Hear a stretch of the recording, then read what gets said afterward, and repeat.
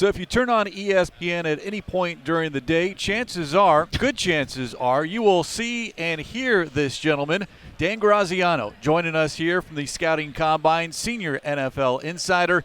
Those four letters keep you pretty busy, do they not? They do. They like to work us. That's for sure. I got something on the website today that I did with Ben Solak about trade candidates, and I have NFL Live today. Get up on Friday morning, and keep me busy. What does a typical day at the Combine look like for you? Yeah, a lot of 10-minute conversations, right? But this is your favorite one, right?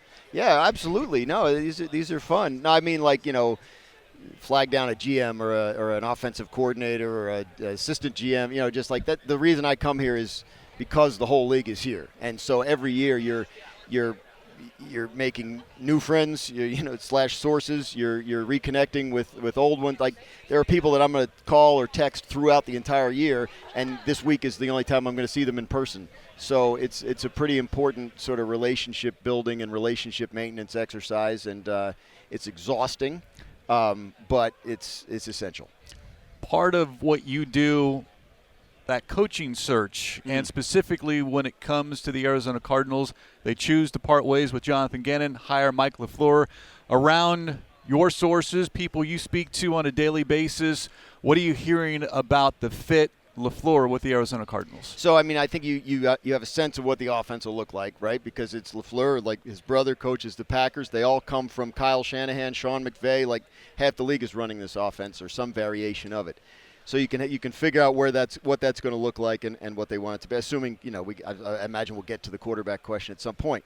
But I think Mike has been a guy that has been with the right people for a long time. He's in that club. He's very close with the Kyle Shanahans, Robert Saleh's, Sean McVay's, obviously his brother. I've known Mike a while. I think he's been very good at his job as an offensive coordinator. He wasn't a play caller under Sean McVay, but he does have that experience. So I'm fascinated to see what he's like in the big job, because I know he's he's been a guy that's been wondering for a while if he would ultimately get it, and here's his shot. So my thing is, like, when you get the shot, you got to be you, and I think Mike will be authentic in that respect. Because it's the quarterback position, and if you have one, great. If you don't, you're looking for one. Mm-hmm. We always hear in the offseason the quarterback carousel. Is this offseason any different than previous seasons? I think so, because it seems like, I don't think it's a one quarterback draft, but I think there's one quarterback in this draft that people feel like is like, all right, that's the guy. He can be the franchise guy. Everybody else is going to be some kind of projection or some kind of project. Do we bring this guy in? Can we build him into this? So if you are in a situation where you're looking, you don't want that to be the only thing you do. Maybe you do. Maybe there's a fourth-round guy that, we really like what he's got, but he's not going to start for you week one. So bring him in, but also go get, someone else to trade for Mac Jones or, something along those. Not that the Cardinals probably can't in the division, but, that kind of thing. So I think it's a matter of building out the whole entire plan and seeing what comes out of it. It's probably the right approach on some level, because you don't get in a situation where you're like, we have this one guy, we don't know where we're going to go off of that, so we better give him, $50 million a year. Now all of a sudden you're the Dolphins and you're stuck with a guarantee for a guy you don't necessarily want. So I think it's probably the right approach to stay open-minded in this year's market, because there are so few sort of obvious slam dunk, this is the answer. And, the team that just won the Super Bowl did it with a guy that's making mid-range quarterback money, and I think there's a good lesson in that. It is a non-quarterback heavy draft, and since the Cardinals are sitting at 3, provides them with some opportunities. Now, you just said not a ton of slam dunks, but who are possible slam dunk options for number 3 for them? Oh, not at quarterback, obviously. Not a quarterback, right. Just open it up to other positions. I think probably people feel like the edge rushers in this year's draft are like, if you need that, which everyone always does, like, it's never a bad idea if you have the 3rd pick to take somebody who can rush the passer. So, I'd look there. I mean, it seems like defensively they'll make some changes, obviously, with the new scheme. So if there's someone there that screams at the coaching staff, like, this guy can anchor what we want to do on defense, I would look there.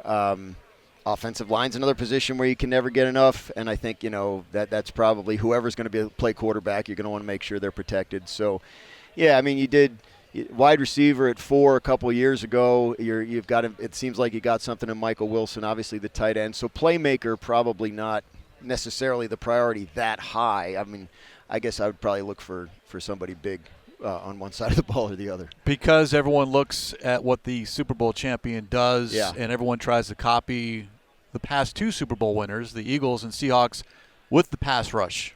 Yeah. Bringing a number of different pass rushers. Is it a trend now across the league that maybe that is if you have a choice, do you look for the edge rusher versus the pass protector? Yeah, I mean, I don't think you can go wrong. I think if you're sitting at 3 and that's your question, you just take whichever guy you think is better, right?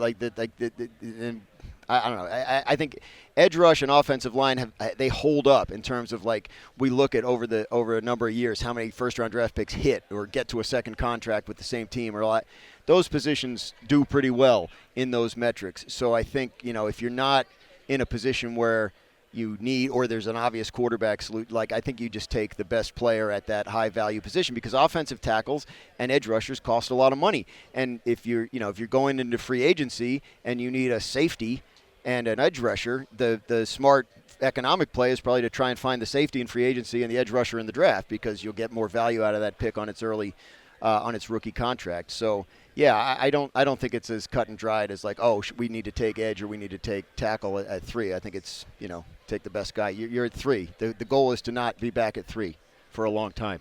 So get a guy that can help you avoid that. Reigning Super Bowl champs, Seattle Seahawks in the NFC West, which was arguably the toughest division this past season, as the Cardinals look to be more competitive. What is the secret to being competitive in the NFC West that they need to improve upon when you're going against San Francisco, LA, and Seattle? Well, you got to be able to stop them. And I think what you saw in Seattle the last 2 years, they move on from Pete Carroll. One of the driving reasons was they felt like Pete's defense had gotten stale and was just getting routinely smashed by McVay and Shanahan every single time they played him. So they hire a defensive genius who beats both of them in the playoffs. You couldn't have written it better if you were the Seahawks. It's exactly what you hoped would happen. So you got to be able to stop them. You got to be able to build a defense that can create problems for what McVay and Shanahan want to do on offense. And look, Seattle's offense is the same. Like is Clint Kubiak. Now they got the new coordinators from San Francisco. So you know what you're going to be facing 6 times a year, and you got to be able to stop it. And then again, simple answer every single time, you got to get a quarterback. And Seattle found a guy that fit what they wanted to do. And obviously the Rams, once upon a time, traded for Matthew Stafford, won the Super Bowl right away. And the San Francisco 49ers got luckier than any team's ever gotten at the quarterback position and blew it on Trey Lance and then saved themselves with the last pick in the draft. So you got to find something, whether it's a calculated move, whether it's an expensive move, or whether it's a lucky break. Like you got to find that quarterback. Seems to be the sentiment that we're hearing a lot here from Indianapolis. Dan, always a pleasure. Enjoy your work, and I know you're in much demand here at the Scouting Combine, so appreciate you sitting down with us for a couple of minutes. My pleasure. Thanks.